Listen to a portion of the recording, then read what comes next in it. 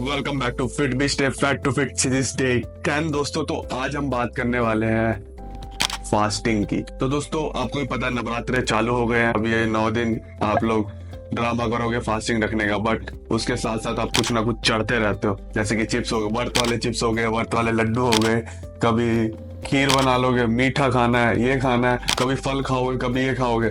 एक तो चीज मैं आपको बता दूं कि फास्टिंग रखते हो तो प्रॉपर तरीके से रखो। ये चल रहे हो, कभी ये चल रहे हो, तो ऐसा मत करो।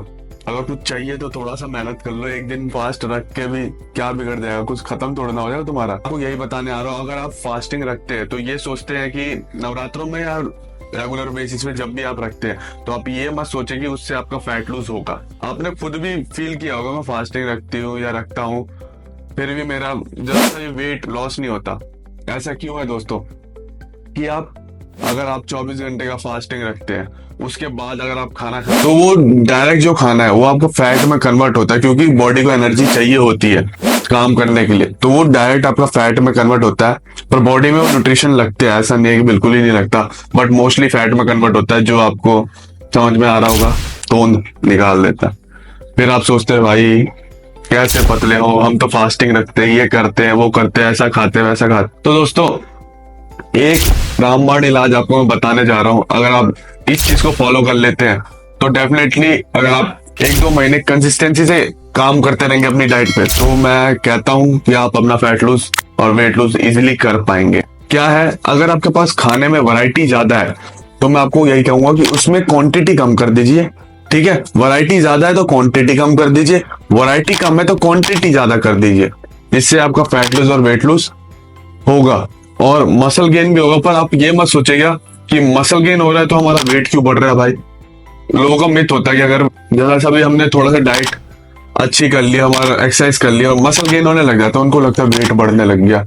हमने तो अच्छे से डाइट भी फॉलो की, एक्सरसाइज भी की, पर हमारा वेट बढ़ रहा है। दोस्तों ये थोड़ा सा माइंडसेट थोड़ा सा चेंज कर लीजिए। वो हमारे बोन होती है, बोन हेल्थ भी अच्छी होती है और हमारी मसल्स ग्रोथ भी होती है, जिससे हमारा थोड़ा सा वेट बढ़ जाता है। पर वो नेगेटिव इंपैक्ट नहीं डालता आपकी बॉडी पे, जिससे आप ये सोचते हो कि वेट और फैट बढ़ रहा है। ये नहीं बढ़ता, ये कम हो रहे हैं, बट आपके मसल और बोन स्ट्रेंथ भी बढ़ रही है और उनका वेट भी बढ़ रहा है। समझ लो, मतलब ग्रोथ हो रही है अच्छी।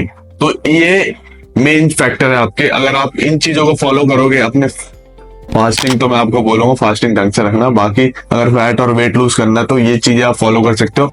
वैरायटी ज्यादा है तो वेट, क्वांटिटी कम, क्वांटिटी और वैरायटी कम है तो क्वांटिटी ज्यादा कर लीजिए।